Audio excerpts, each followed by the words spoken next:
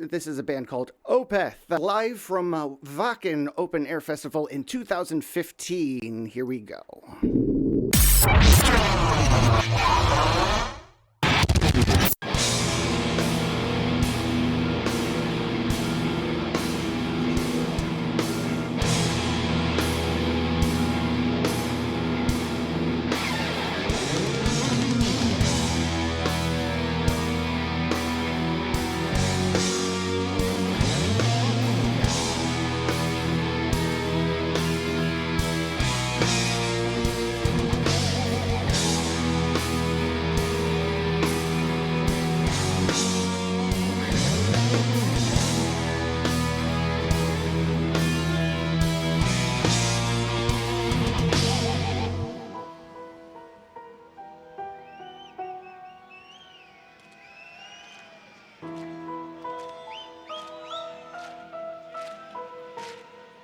Oh, okay.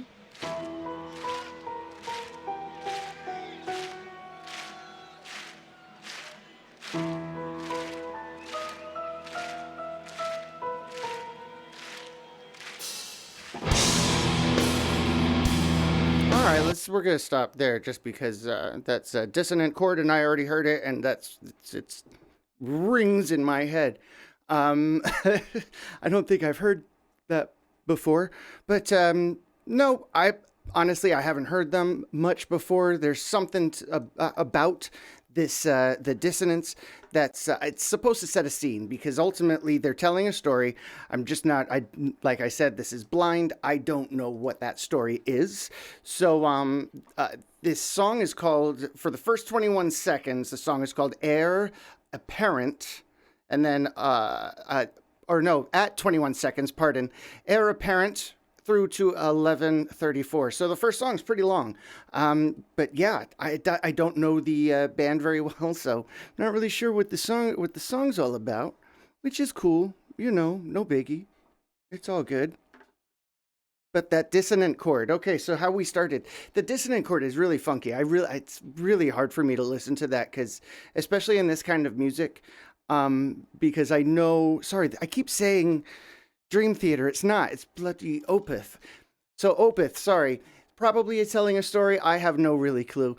But what I do know, that dissonant chord, it does. It rings in my head really, really badly. And unfortunately, because of the style of music, there's so many bands out there that really have given this music a bad name and put a bad taste in other people's mouths because, well, they don't know anything about music and they don't have an ear for it, and it just sounds like mush. It sounds like that opening strum of dissonant where you're just, what, why? But I'm sure because of the type of music this is, probably has a whole story. It's setting a scene. It feels, if it is, it feels a bit, it's bigger. It's a big scene, like a very, obviously very negative, very dissonant, if you will, with that dissonant chord. Which is really just, yeah, that's heavy. I really liked the piano. I think that it was a melodic minor scale he was going up and down with. It really, really sounded nice. It moved in a different way than I'm used to, than I expected. That's better. I really dig it. Let's keep on going. Maybe rewind just a tiny bit. All right.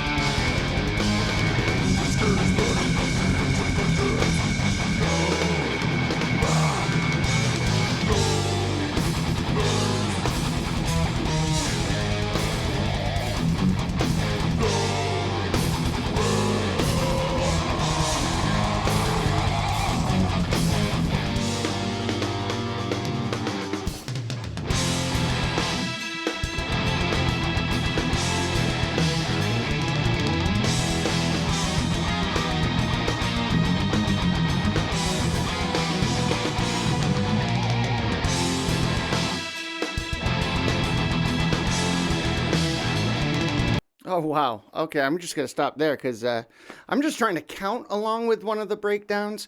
I'm not sure where they're going. I'm trying to follow the bass, I'm trying to follow the drums. I got the double drums going. I'd like to think of myself at least smart enough, educated enough to be able to figure out time. But I could not for the life of me figure out what the heck they were doing in that breakdown. Again, I've never heard this stuff before. I was assuming some things, and right now I'm wondering where I went wrong. I did not expect that. I did not expect that sound to be coming out of a man with a cardigan and a perm. So that's new. I don't dislike the music. It's new to me and I haven't followed it yet. And I'm just not, I guess I wasn't as prepared for, all this. So yeah, that's okay. Well, it is definitely something. And we're going to go ahead and keep on pushing through, because at the end of the day, on top of everything, what they are doing time-wise, I can't catch on to it. I don't know why. There's got to be something to do with either the feed that goes into the sound for the DVDs that they shoot and all these videos that they shoot. It could be just the sound on stage. It could be the band playing. They could have, after sound check, often what happens, and it drives sound guys absolutely bat crazy. They do sound check and then afterwards get their guitars or their instruments, and then suddenly everything gets turned up just, a couple of dB. And you never know. That could be something like that happened here that affected the sound, so I couldn't follow it. But yeah, I had a hard time digging into that. The rest of it outside of that sounds really nice. I love the guitar. I do like the guitar licks.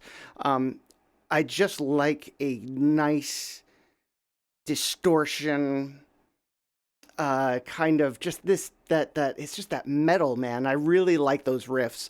I like it when they have when they do the touch strokes and like really just, man, it feels good. It's pleasant to the ear, and it feels just energizing. You know what I mean?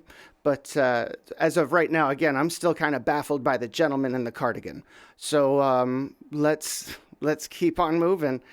See what we can do here.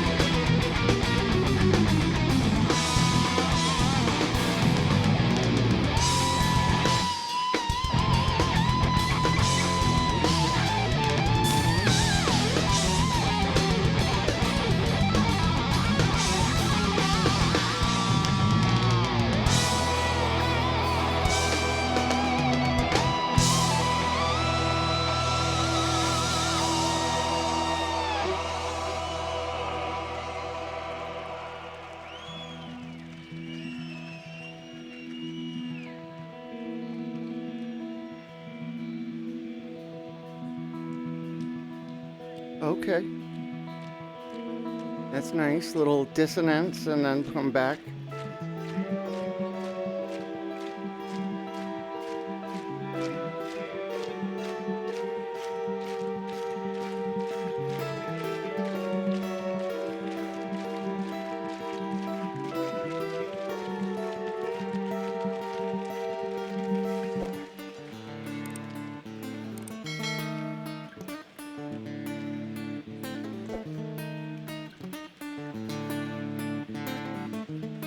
Very bardcore. Very bardcore.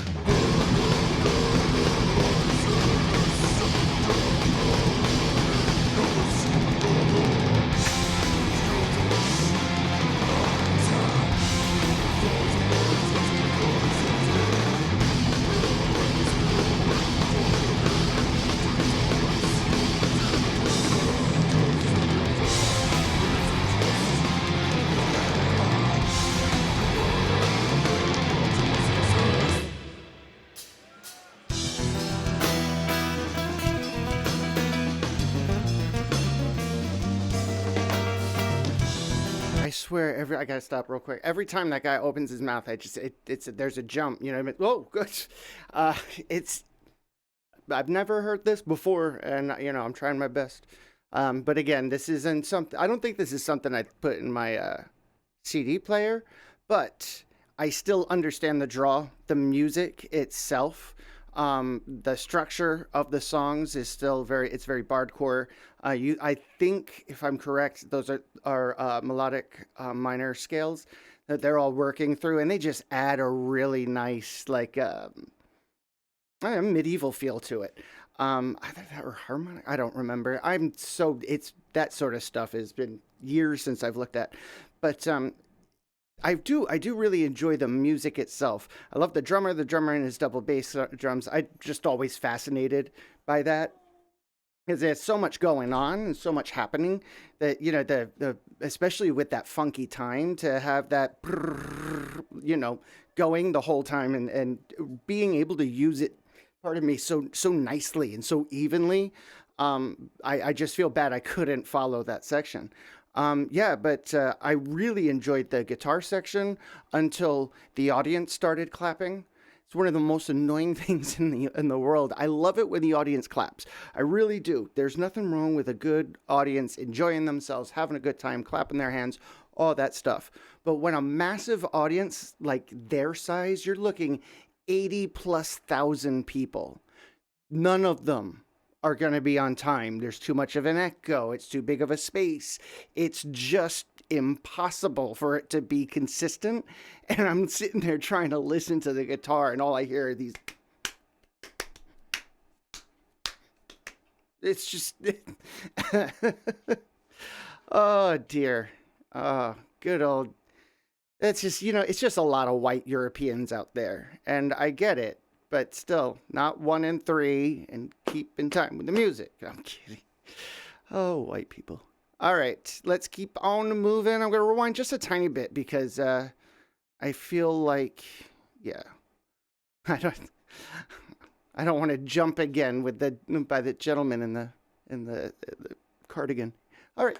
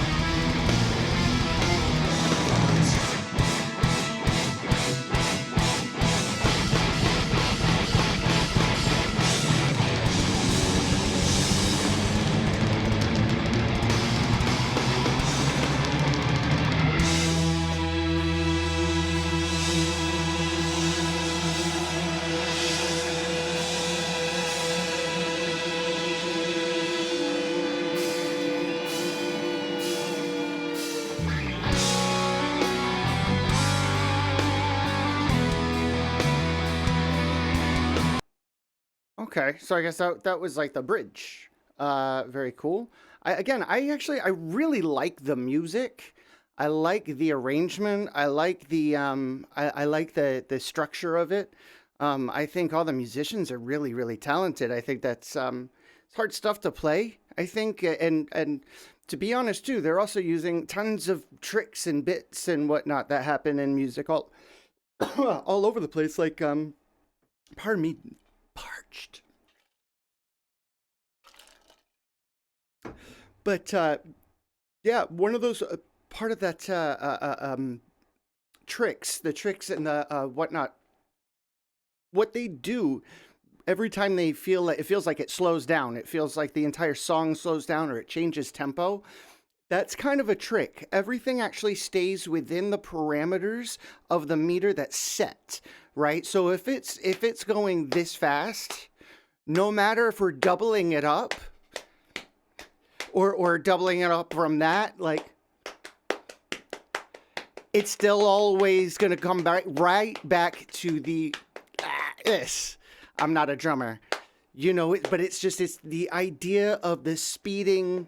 It doesn't speed it up. This is just an easy 1, 2, 3, 4, double 1, 2, or no, 3, 4, 1, 2, 2, 2, 2.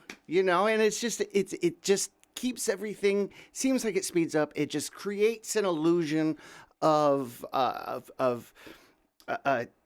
stress or of pushing or of growth or it just that sense of gosh, the stakes are really high, sort of, just speeds everything up. And they do it a lot actually in big band music. It's a style of big band song called Barn Burner. And it starts off at this lovely little recitative, and it's like this stretched, beautiful piece. And then it goes into, and it just really speeds up and it takes off like crazy. But once or twice, it comes back to that slow spot. And because it speeds so quickly, and they use the really, 120 and 60. It's very 60s, very flowy. 120, we're moving, and it's just that speed, and it adds that oomph behind everything. It's a really great trick that's been used throughout music all over the place. Yeah. So overall, the song I like the song. Long story longer. I like it. Thank you. Let's check one more tune out because that one was long. It's like half an hour through. Wait, did I? Oh no, here we go. Sorry, I just want to make sure we're in the right place.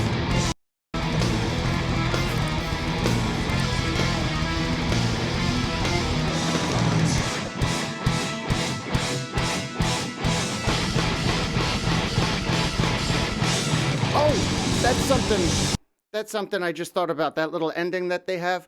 Bum, bum, bum, bum, bum, bum, bum, bum. And then it seems like it builds this sense of tension and this sense of push all of a sudden.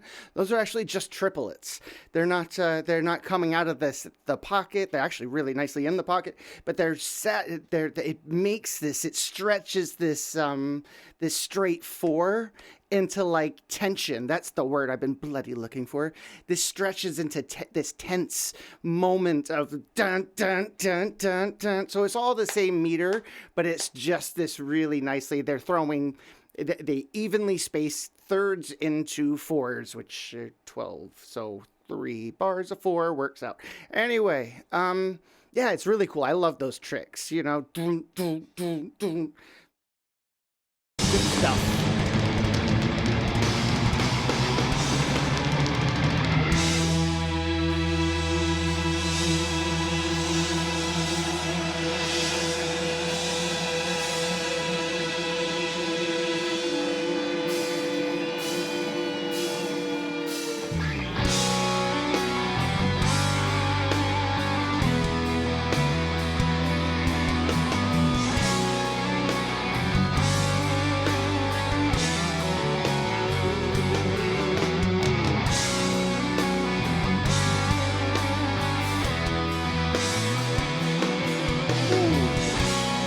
like that.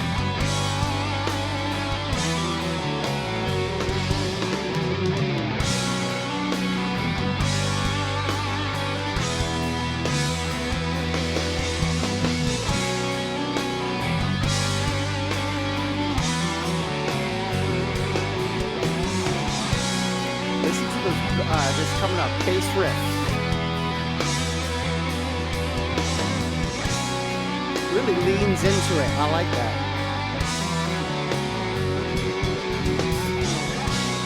Oh, I don't know what that was.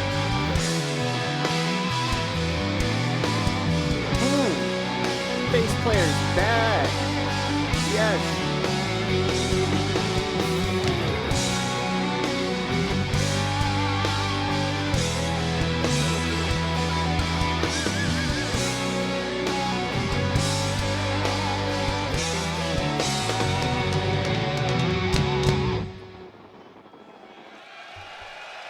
Vielen Dank. Oh, okay. You know, I remember when I was, okay, this will really date me, but when I was 17, yeah, because I was driving, I worked at the mall, of course, because I lived in New Jersey, and that's what everybody does in New Jersey. Everybody gets a job in the mall. So I worked in the mall, and one of my coworkers, I remember he was really kind of odd, but he always said he was into the hardcore scene. And I was more at that time, I was a skater. I had I didn't have long hair at that time, but I wore really baggy jeans, the chain wallet. You know, I liked Gap sweaters. So it was like a mix between skater and preppy. It was a very, very interesting time in my life. Okay. So I was very confused fashion wise. But this guy was there and he always dressed quite preppy.